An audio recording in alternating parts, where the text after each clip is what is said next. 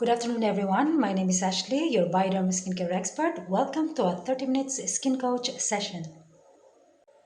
Now, before I start, I'm just gonna give you a brief idea what Skin Coach is all about.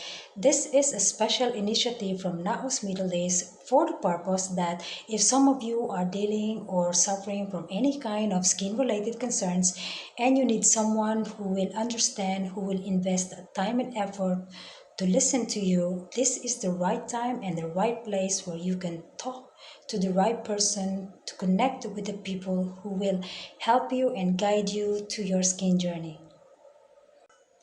Now, today is another amazing skin coach session because our topic for today is all about the dry skin. If you can still remember in my previous video, we talk a lot about the dehydrated skin, and of course I also share you what is the difference between dry skin and dehydrated skin. Now I'm just gonna give you a brief idea about the dry skin in general. Dry skin, it means it's your skin type. Now it's permanent, it's your skin type. Second thing, that dry skin, you inherit this by genetics. Dry skin also it means you have an adequate sebum production, and also dry skin, it can't be changed, but it can be improved with the use of topical creams, because when you say dry skin, it means you're lacking of moisture. Now, having a dry skin is very uncomfortable because you might be suffering from any kinds of scaling, itching, cracking of your skin, and it can also occur for a variety of reasons. You might have a natural dry skin, but do you know that even though your skin tends to be oily, you can also develop the dry skin from time to time? Now, when you say dry skin also may be affect any part of your body, but this is basically common in the hands, in your arms, in your legs. So this is where you can see dry skin frequently. But in some cases, you can actually improve your dry skin if you use any kinds of topical creams that can improve the condition of your skin. But I advise that if you see and if you feel like all these topical creams is not helping you, maybe this is the time for you to go to the doctor. Now, before we move into different types of dry skin, I'm just going to give you a brief idea for those people who are suffering from normal to dry skin. It could be a variety of reasons why you're having a dry skin, okay? And one of those good reasons is when you are exposed to a drier weather condition, like if you notice that your skin tend to dry out, especially during the winter or under AC working environment. And also when you do a lot of hot shower, it could actually dry out your skin. And also for some certain chemicals, it can also dry out your skin, like for those people who's using a hard soap.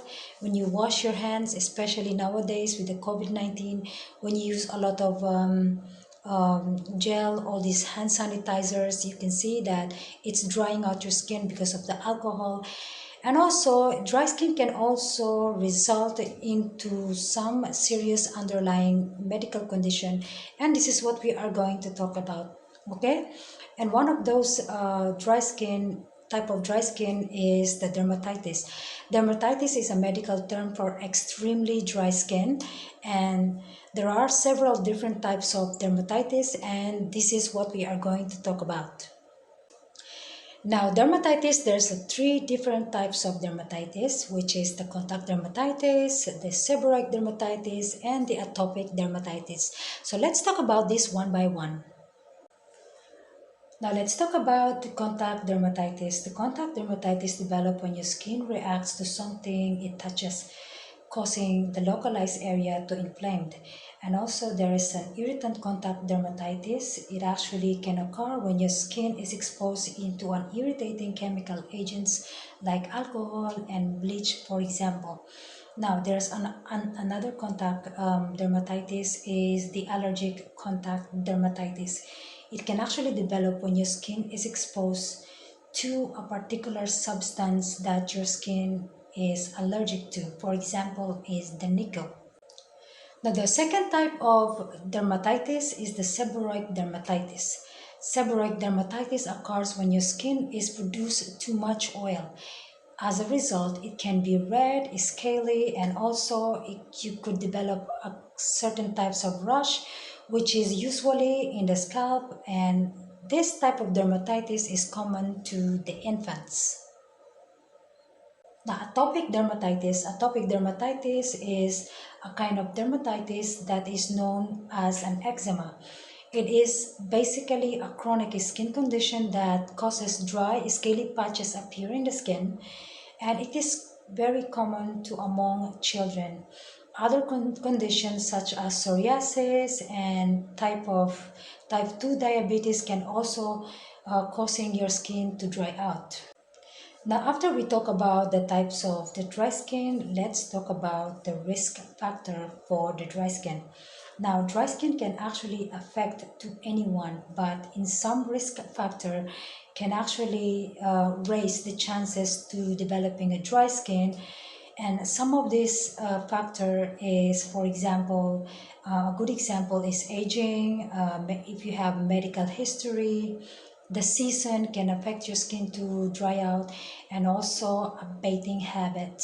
So let's talk about this one by one. Now let's talk about the high risk, which is one of these high risk is the age. Now, as we get age, our body produces less natural oils in our skin. This is the reason why once you get age, you are more prone or you are more likely to develop a dry skin. Now, when you have a medical history, what I'm trying to say is that if you've been dealing with or if you are suffering from eczema or any kinds of allergic dermatitis, when you have this in your life and when you always dealing with this kind of skin condition, you are more likely to develop a dry skin. The third risk factor is the season. As you can see that during the winter, especially in the fall, where your skin is relatively dry, because what does it happen exactly is that when the humidity level is relatively low, this is the reason behind why you have a dry skin. Now, if you've been living in the area which is you always have these winter months, there are high risk or high chances for you to develop a dry skin. Now, lastly is your bathing habit. If you've been frequently taking a hot shower, this is mainly the main reason why you are at risk of having a dry skin, because when you take a shower, especially a hot shower, you could actually strip away all the natural oils in your skin, and that is the main reason why it is causing you a dry skin. And if you're constantly doing this kind of habit, this is the main reason why you are high at risk of having a dry skin. Now, just an outlook for the dry skin, and if you've been experiencing occasional dry skin, you can likely prevent it and treating it by using a simple lifestyle changes and of course an over-the-counter moisturizer that will really help you to keep that moisture in your skin. And for those people who are suffering from severe dryness, I'm talking about eczema, or if you have a dermatitis, it is better to keep it treated instead of you left it untreated, because bear in mind that dermatitis, it can get worse, and of course if you treat it earlier, it can help you to feel comfortable, and at the same time you are also lowering the risk of complications such as open wound, and of course when you scratch it and it will get infectious.